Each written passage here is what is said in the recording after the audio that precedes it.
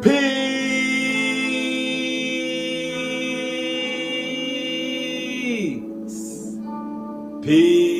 peace.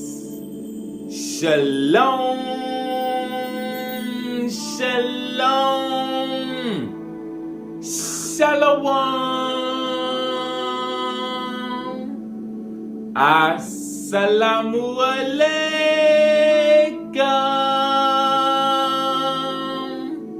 And welcome to another day of labor in the vineyard of the Most High. With your brother, another day to get in the word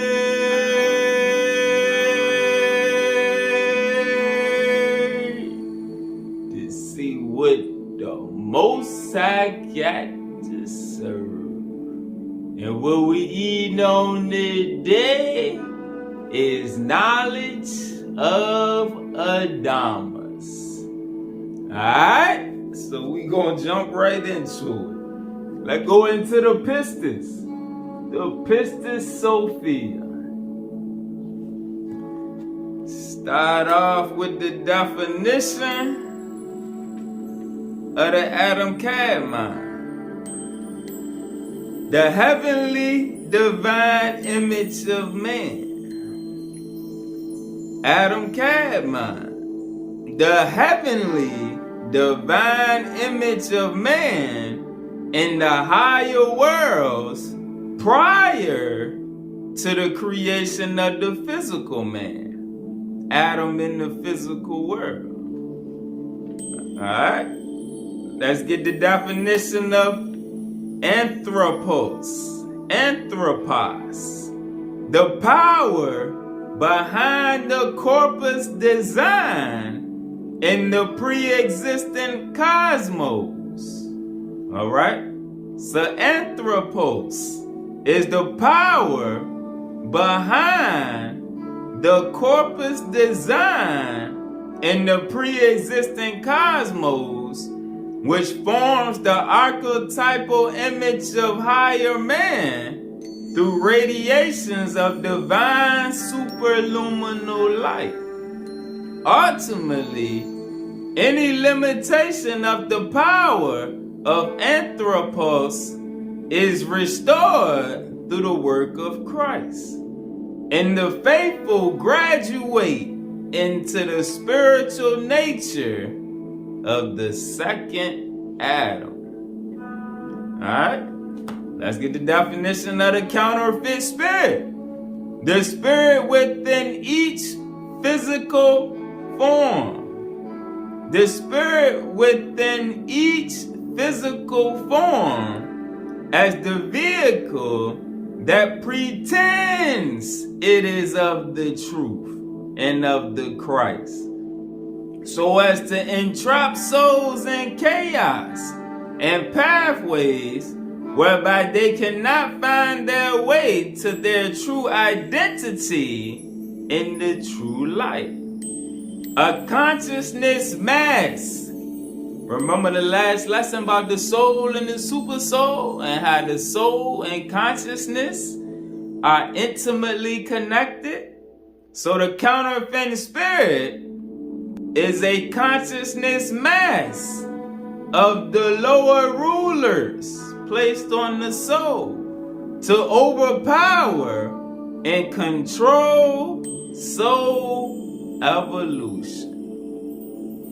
Alright, so now let's get the definition of Adamas.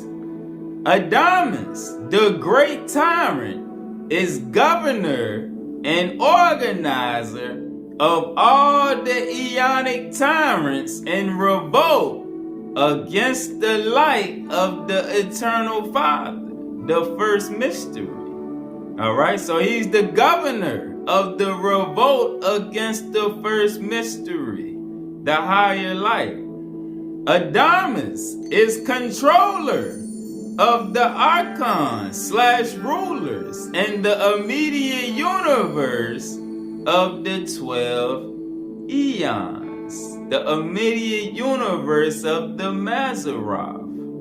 Alright?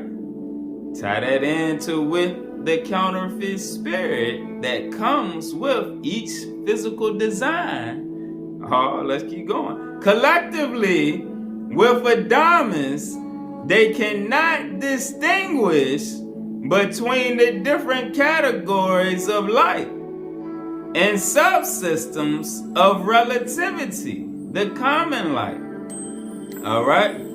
So collectively, the archons and rulers with Adamas, they cannot distinguish between the different categories of higher light and subsystems of relativity, speaking on the common light. Nor can they distinguish Jesus or Yahshua's different embodiments in the higher light, since they cannot master the different light levels or dimensions, because they broke themselves away from the higher light.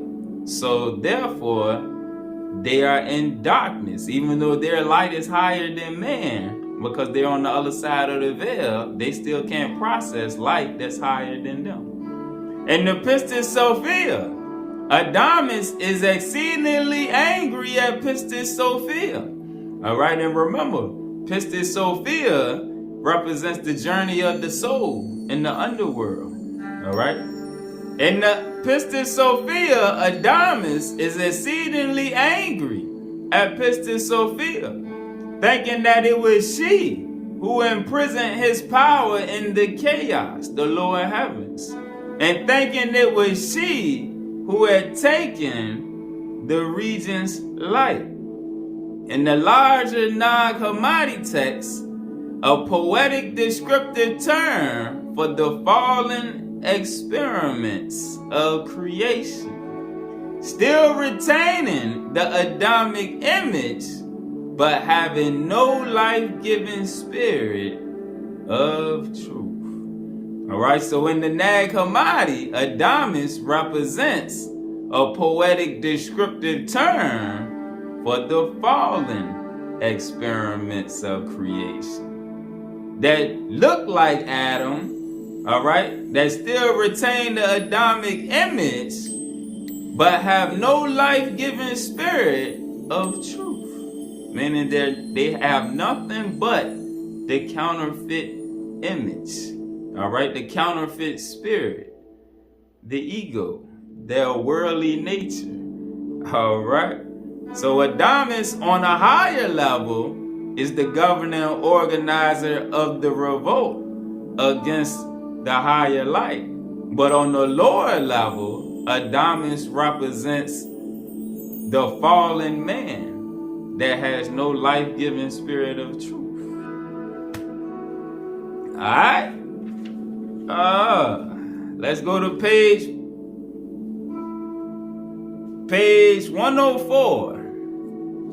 Now it occurred, verse 15. Now it occurred, when all those in the 12 eons beheld the great light that I embodied, that they were all thrown into turmoil. All right, and this is Yahshua speaking to his disciples. They were all thrown into turmoil, one against the other, running to and fro in the eons.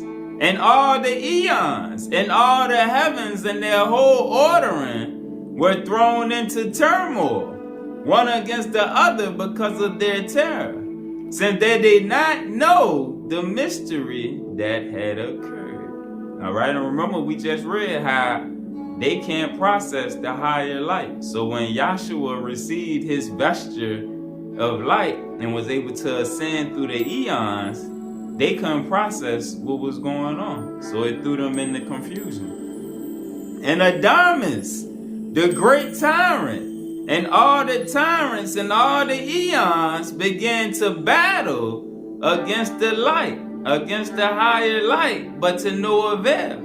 For they did not know whom they were fighting. All right, remember, darkness cannot comprehend the light. And since they broke themselves off from the higher light, they don't know what they fighting against. Just like men on the earth who are ignorant of the truth, they don't realize that they fighting a spiritual war. they think they're fighting against flesh and blood. So it works the same way on higher levels. Not seeing anything but the overwhelming light. Unlike those in the lower eons who worshipped and sang praises when they saw the light, the actual powers in control know that the higher light has come to take away their rulership over the eons, and so they struggle against it. These are the true instigators of the thoughts of power and control that rule this planet. Those who refuse to relinquish the power of the lesser lights for the greater good. These are the forces of the Adamas, forces of lower light power that were part of the multi-dimensional. Again, these are the forces of the Adamas, forces of the lower light power that were part of the multi-dimensional Luciferian rebellion. Those that went against the form of the Adam Kadmon, the heavenly form of the Adamic image, usurping its elemental form so as to evolve it into lordship levels of their own image space of lesser creation. All right, and that would be when we read about the definition of Adamas from the Nag Hammadi that represents fallen man. All right, so not the Adam that descended from the Adam Kadmon, but the Adamas, all right, that follows the counterfeit spirit that is the worldly aspect of man. Pause. Let's get a precept. Let's go to page 131. The tyrants tried to obtain the power and the majesty of Yahshua's light garment as they did to Adam. But he is more than simply a higher light vehicle. He is the light of lights and the Lord of lords. And just as Yahshua was not destroyed by the death process of his carbon-based body, which was only one of many vehicles for his light body, neither was he constrained within the limited light worlds of the servitors or fallen archons. But the tyrants hold fast the consciousness of humanity by controlling all the positions of power, withholding spiritual enlightenment, and giving Adamic humanity a fallen science and a limited philosophy of attachment to material form. The Christ overcame the limitations established by the fallen rulers. And now the scriptures of light are preparing us also to experience this quantum leap. All right, let's go back to page 104. And it occurred when they battled against the higher light that they each became exhausted and were hurled down together in the eons and became as the earth dwellers, dead and without the breath of life in them. From them all I took a third of their power, so that they would cease in their evil actions, and so that when the peoples of the earth called upon them in their mysteries, all right, so when the people that summon these fallen beings call upon them is what he's saying, all right, because there are people that worship these fallen beings, just like Luciferians and Satanists and all of them. And we're going to see in a second, all right, how Yahshua did this back then, but the effects are just taking place now. All right? Because remember, he operated multi-dimensionally himself.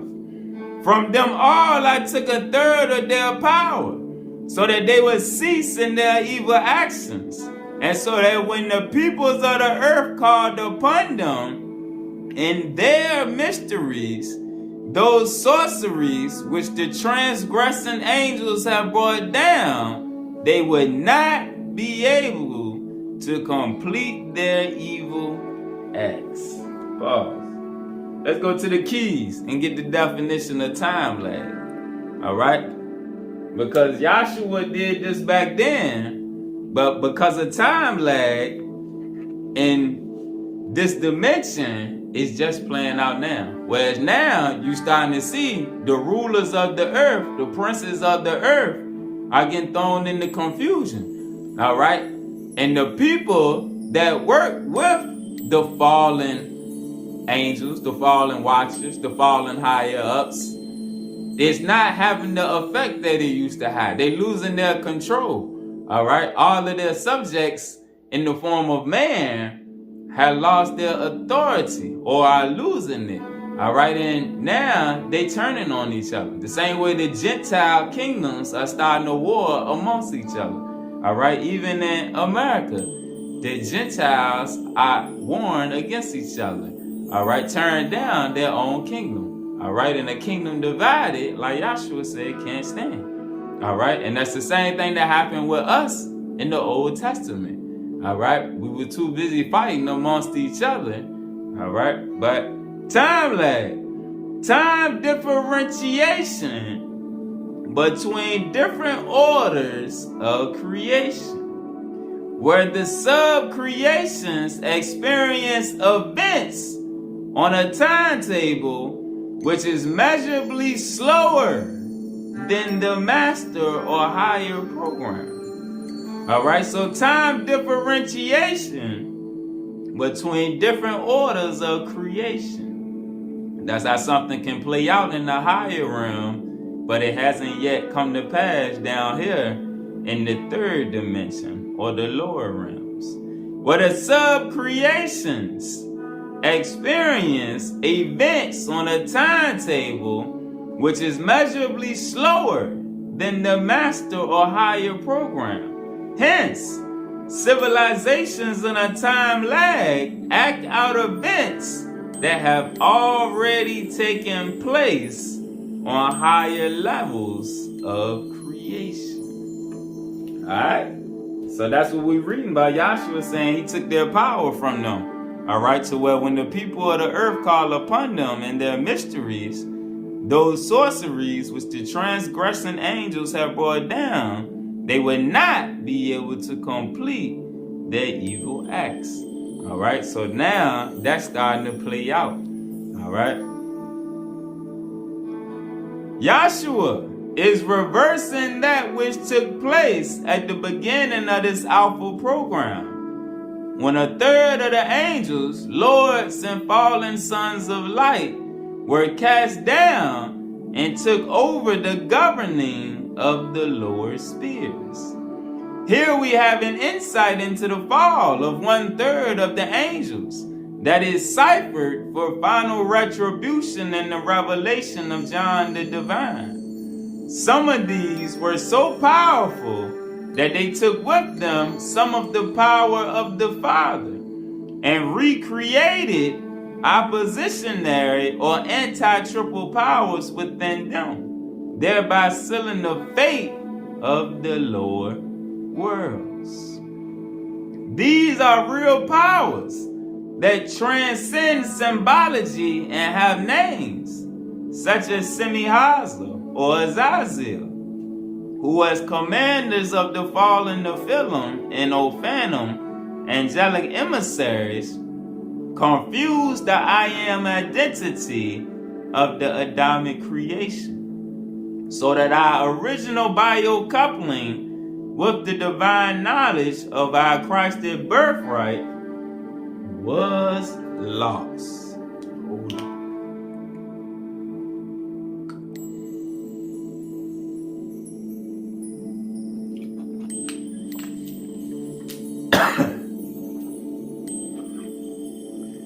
Thus, cut off from the higher worlds, we lost the understanding of our identity and our existence prior to this physical embodiment.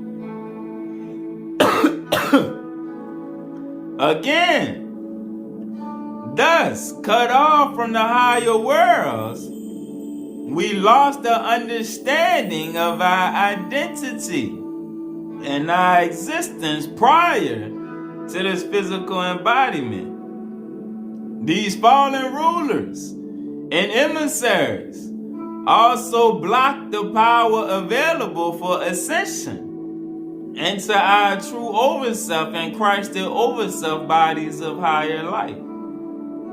They conceal the knowledge of the mystery of the Trinity, the threefold nature of man, woman, and child. And the reason why the higher teachers always appear in groups of three. For as Jesus said, where two or three are gathered in my name, there I am in the midst of them. Now, Christ returns and reestablishes the breath of light so that they will lose their false godlike control over the realm of the soul. Page 321. We continue reading chapter 66, noting that 66 mathematically symbolizes a portion of the power of the adversary, the power of negative entropy or chemical and physical degeneration. Verse 137. It then happened that Adamas, the tyrant, gazed down from the 12 eons, he who was also enraged at Pistis Sophia because she aspired to go to the light of lights, which is above them all. For this reason, he was enraged at her. And when Adamas, the tyrant, gazed down from the 12 eons, he saw the emanations of self-will attacking Pistis Sophia in an effort to take all her lights from her. And when the power of Adamas came down into the chaos amid all the emanations of self-will, it happened when that demon descended that it hurled Pistis Sophia down.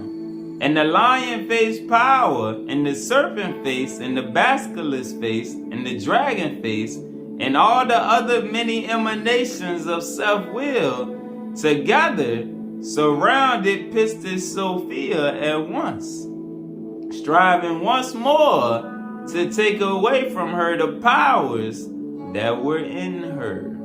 I remember in the last lesson with the soul, and how as long as the souls know that it's connected with the super soul, it's always going to be all right. All right, but self-will, Adamas, and their powers, what they do is try to take away that light from the soul. They try to cut off the light to where it feel like the soul has no help. All right, and they pressed upon and threatened her. And as they besieged her and tormented her greatly, she called once more to the light, singing praises. The cosmology of this text tells us that in the higher worlds, there is the first mystery of the Father. And within the first mystery, there is also the Christ. The first mystery further contains the divine image revealed as the Adam Kadmon. Similarly, the fallen system has the aspect of the false image of the Adam Kadmon, which manifests as Adamas, the tyrant, the personification of one of the negative demons who works with Lucifer and with Yaldabaoth in opposition to Sabaoth the good, as the power of the lower 6 eons. Alright, let's keep eating.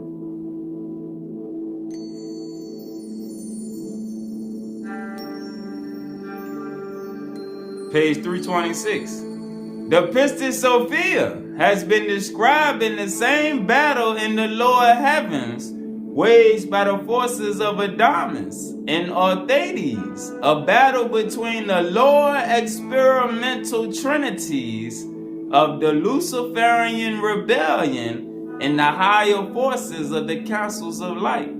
Verse 139. And when the higher light stream had encompassed Pistis Sophia, she took great courage, and the higher light stream never left her on all her sides, and she was no longer afraid of the emanations of self-will in the chaos, nor was she any longer afraid of the other new power of self-will that he had hurled down into the chaos like a flying arrow.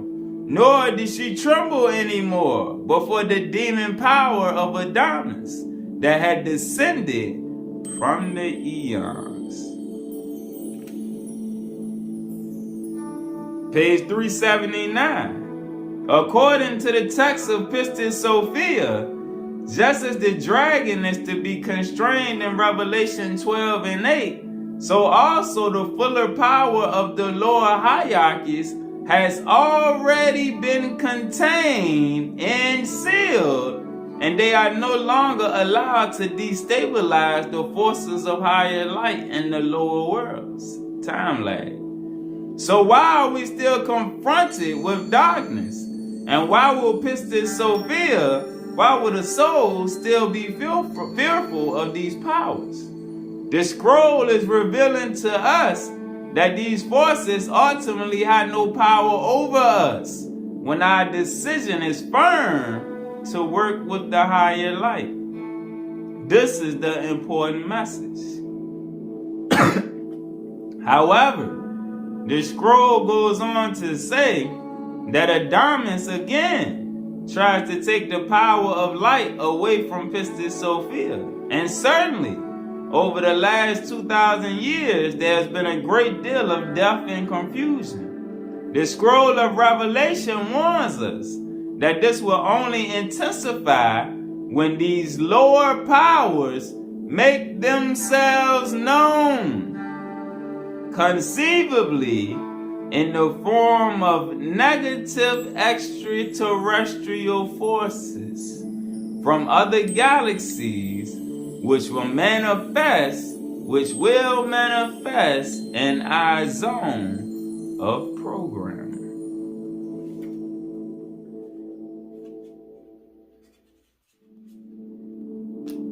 Page 389, verse 77 or 170. It then occurred when that time was fulfilled, and I found myself in the realm of humankind, sitting with you in this region of the Mount of Olives, that Adamas gazed out of the 12 eons, and glancing down at the regions of the chaos, saw his demon power there in the chaos, with no light in it at all, for I had taken this light from it. And he saw that it was dark and unable to return to his region, namely to the 12 eons. And again Adamas thought of Pistis Sophia and became enraged at her, believing that she was the one who had imprisoned his power in the chaos, and believing her to be the one who had taken this light from it. And he was extremely angry.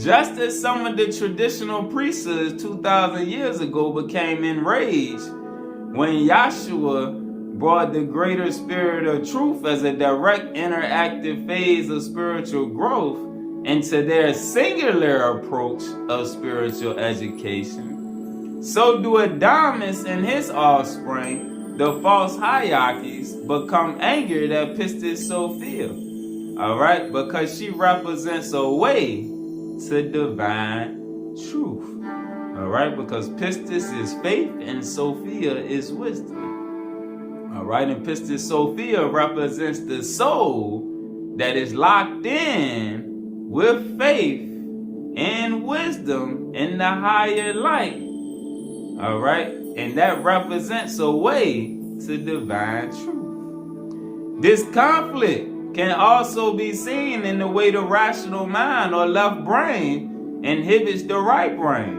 from having the inner mystical experience for fear that it would destroy its three-dimensional logic and open up a whole new era of creative thought endeavors.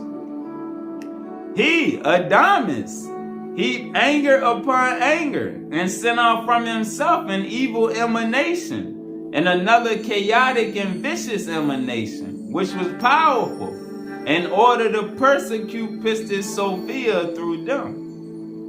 And he created a dark realm in his region wherein to afflict Sophia.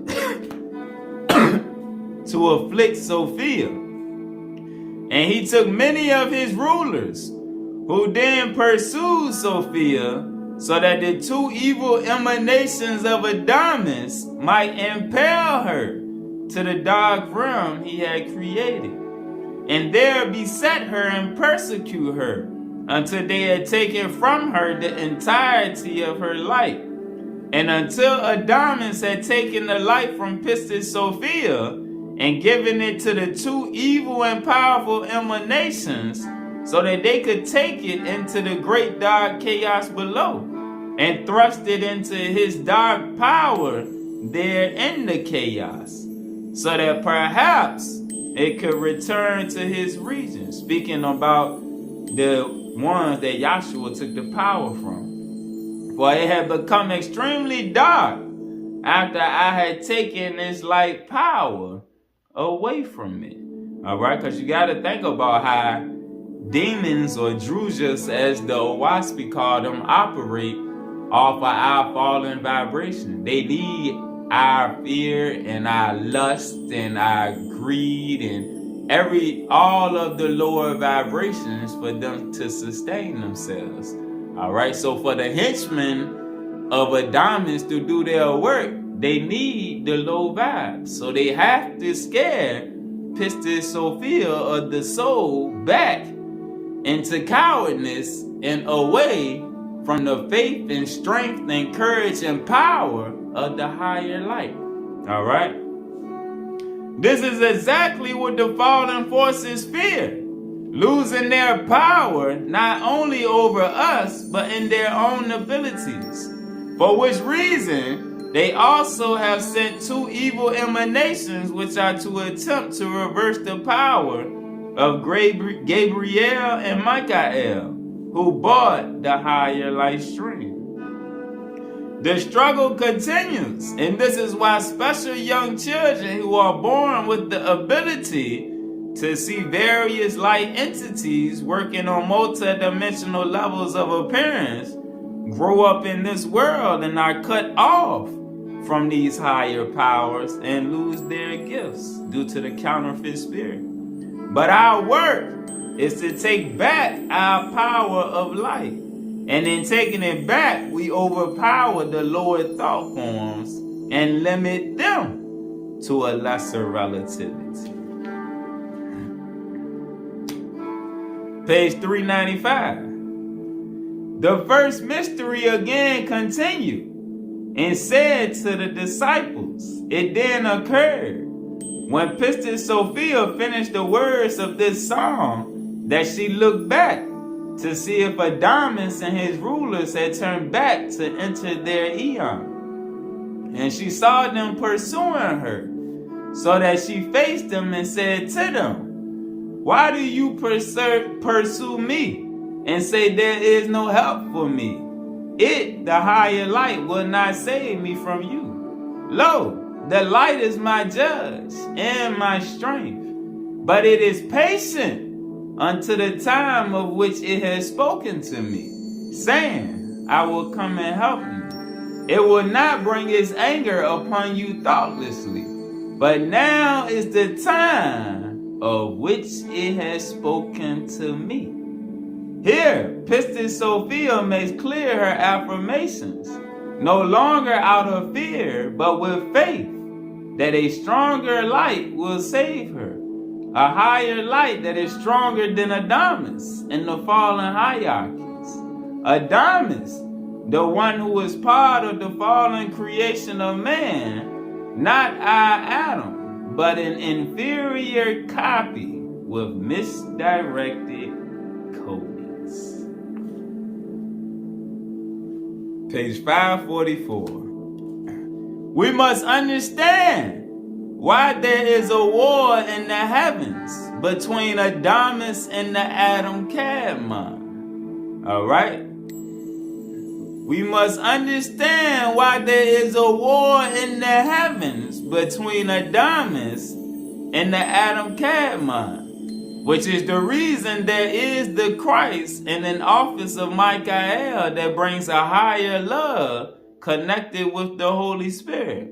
And by means of this love, sends forth also the teachers and prophets into incarnation to show us the way out, to show us the infinite way. Ultimately, the soul is doomed to perfection. You, as the soul in consciousness form, have inalienable divine rights as sons and daughters of Jah. You as a consciousness form are protected by energies of higher light so that you would not be dissipated nor destroyed in these worlds of mixture, but prepared for ascension. But the decision is yours. The choice is yours. Alright? Peace.